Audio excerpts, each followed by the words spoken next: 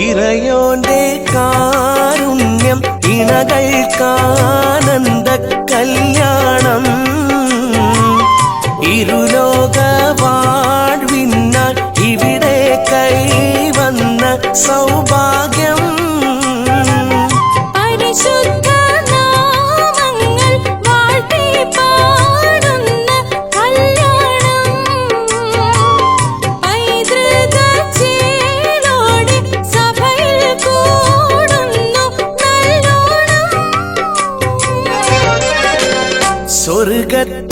സ്വർഗത്തിനാദ്യത്തെ ഇണകൾ നേടിയ സമ്മാനം സ്വപ്നങ്ങൾ നേരാകും സർവ സന്തോഷ സൽക്കാരം